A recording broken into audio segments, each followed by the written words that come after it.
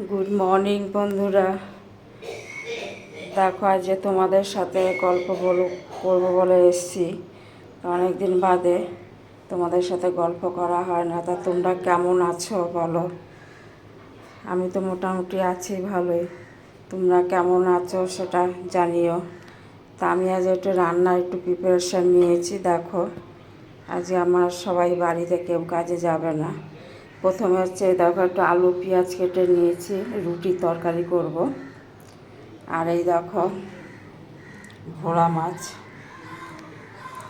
ভালো করে ধুয়ে রেখেছি। আর এই দেখো চিংড়ি মাছ আনিয়েছি, এটাও ভালো করে বেছে ধুয়ে রেখেছি।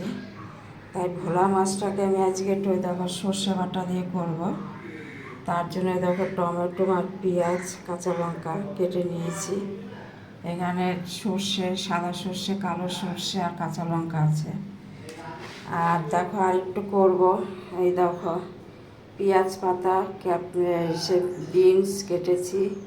এ দেখো সবুজ ক্যাপসিকাম আর এ দেখো লাল ক্যাপসিকাম, তার সাথে দেখো গাজর সেটা কেটে নিয়েছি, কেটে ভালো করে ধুয়ে নিয়েছি। তা আজকে আমি একটুখানি ফ্রায়েড রাইস করবো। তার জন্য দেখো আমি চাল ভিজিয়ে রেখেছি। এই দেখো ঘুম থেকে উঠে চালটাকে ভিজিয়েছি।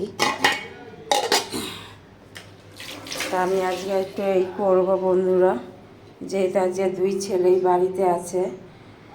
আর এই ভোলা মাছ করবো আর এই চিংড়ি মাছটা ফ্রায়েড রাইসের মধ্যে দেবো। আর চিকেন হবে, চিকেনটা এখন আনতে যাবে। তা আমি এখন এইগুলো শুরু করছি করা। প্রথমে রুটির তরকারি করব, রুটি হবে, তারপরে মাছটাকে করব। তা আমি এগুলো সব রেডি করে নিয়েছি বন্ধুরা। আর তার সাথে দেখো তো আমের চাটনিও হবে। দেখো আম কেটে রেখেছি। তা চলো বন্ধুরা শুরু করি। তা কেমন লাগছে তোমাদের দেখে তোমরা কমেন্ট করে জানিও। এরপরে আবার ঘুরে আসছি, চিকেন আনা হবে, তখন আবার দেখাবো। ঠিক আছে বন্ধুরা, রাখছি। তোমরা ভালো থেকো।